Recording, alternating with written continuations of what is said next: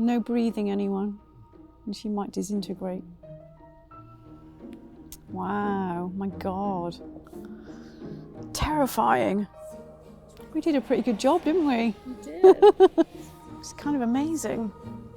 It's really beautiful to see it all together again. It's so stunning.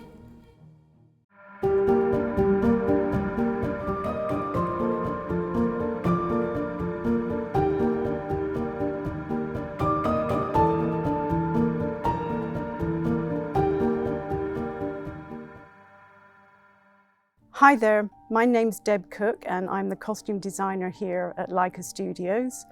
I'm in the archives department today and I'm going to share with you some of the Coraline costumes. These costumes haven't been seen for a very, very long time and I'm really excited to share them with you. This is Mel Jones, Coraline's mom in the real world. Coraline, I don't have time for you right now, and you still have unpacking to do. Lots of unpacking. And this is the first stage of where her mom starts to transform in her alternate world. You're just in time for supper, dear. The subtle differences here are in the materials and the treatment of the costume.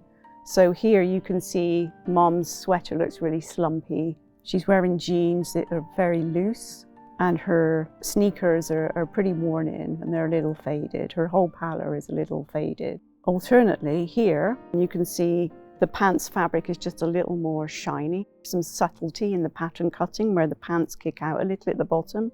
Her shoes are a brighter color. And this sweater is just more slick. It's more tailored. There's no creasing as such. It's not chipped into or worn. It just looks like an earlier version of this one, if you like. It looks like there's some time has happened in between. Regular Mom is wearing a neck brace, and Other Mother is turned into a high neck sweater. It's much more sophisticated. At the time we were making Coraline, the kind of fabrics that would have been available to us were just off-the-shelf fabrics in fabric stores, or as you can see here, we used kids' socks. And we've used the top ribbing of a sock to make the cuff of her sweater. So her cuffs here, the bottom cuff and the neck is all the ribbing that you'd find at the top of a sock. It's a weird thing to go back and it's like, I guess if you've ever been through your own attic or treasure trove boxes of things from a time gone by, it conjures up a lot of different memories. So look at this. This is a real find. It's just one of the concept illustrations for Mom. And in here, a piece of the very sock that made this sweater. Other Mother evolved from being kind of schlumpy into something really, spiky and pointed, arachnid, scary looking. Now, you're going to stay here forever. In front of me here are some of the exploration work for Other Mother and some test pieces. They show the different stages and how much consideration went into her appearance. There was very much a gap between conceptual ideas and where we landed with the actual puppets and pieces, with lots of exploration in between. So firstly, this piece is the different stages of Other Mother.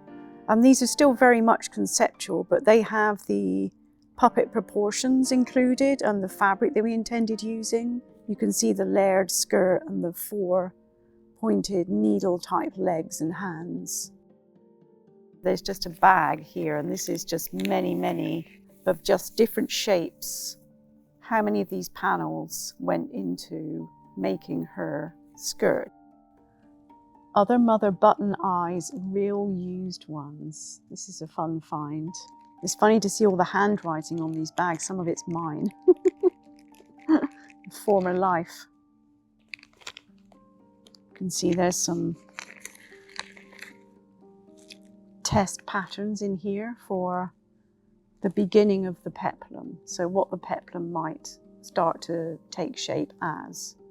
But you can see how it evolved into these 3 armatured shapes so that it moves and looks like an insect tail, but it began life as a peplum on her dress. And here's some explorations here as well of how to make that dimensional. Here she is. The difference in the shape of the peplum and how it's super elongated and pointy and very, very much more like an insect. And the material is shifted from what looks like a dress fabric. The pattern is stretched, it's more contorted, and it's made out of a slightly different fabric. So we've gone into using a metallic mesh. The print fabric is underneath and the mesh is over the top. And the mesh is what we used for the next stage of Other Mother. So this is very much a very big transitional moment in her narrative. This is a breakdown of one of the stages of Other Mother. It's a very quick kind of sketch version, but it shows you the different kinds of fabrics and materials that were intended to use for that puppet. Each part here would be taken on by a different team, and they would work on their different elements of it, and then we would regroup to see how those things had come together, what was most successful to move forward with. In front of me are some of the tests for the final stages of Other Mother. You can see her amazing carapace silhouette. This skirt went through many, many stages of development as to how many panels were going to be in the skirt, how it would open up. So you can see from this image here just how much we had ahead of us in trying to work out how to build this costume and make it animatable.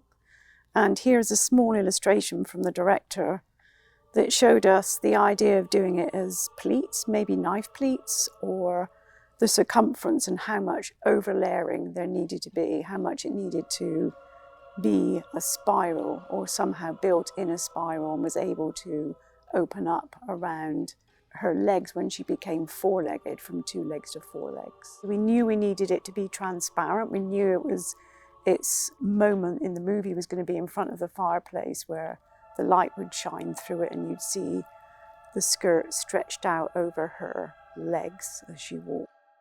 Here are some of our experimentations with fabrics for Other Mother, different ways of constructing fabrics that we went through. Some of them ended up in the movie in different places. Some of them ended up in her dress, some of them didn't. We've got several different versions of exploration.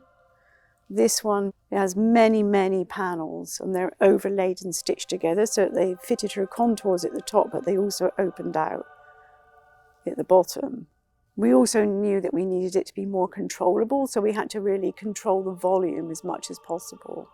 This skirt had seams in it ultimately in the end that opened up to let the legs move, because it was the only way that we could get that volume without hiding the legs. In these skirts, we had to explore how we were going to create gravity and weight. This skirt has some flattened out pieces of metal in it. You can see that helped give it some kind of gravity in our scale. And they also looked a little bit like the insect pattern because we knew we were going to be able to see these. We ended up ultimately wiring the edges because it made more sense and you couldn't see it so much on camera. And it didn't take away from the print of the skirt or how transparent it was going to be in its key shots. And you can see this is one of the final versions of this skirt with all its wired panels, all stitched by hand.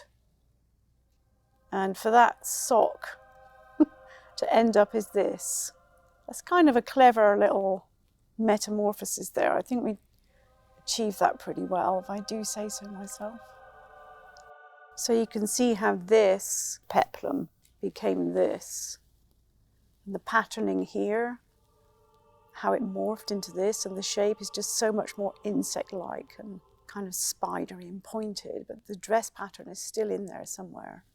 We'd have a lot more technology at our fingertips now to make this very different. But would it have the same quality and would we love it as much? Like, what would it look like? Part of the character of this is how it was put together and the amount of people and the collaboration and the passion around this particular character, especially in this movie.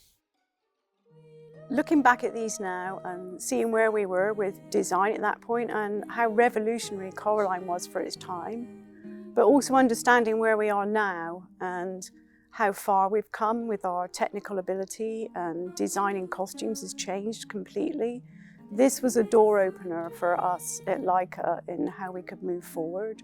Starting out here with Coraline, where all our fabrics were off the shelf as they were for Paranorman, then moving through into box trolls and Kubo, where our fabrics were very, very much explorative and really took a turn into building our own fabrics and being much more self-reliant and confident in our ability to produce really amazing quality fabrics. Well, it was a pleasure to go through these archives, and it's a pleasure to know they're there saving all our good work for everyone to see and for all you out there, and I hope you've really enjoyed sharing this with me.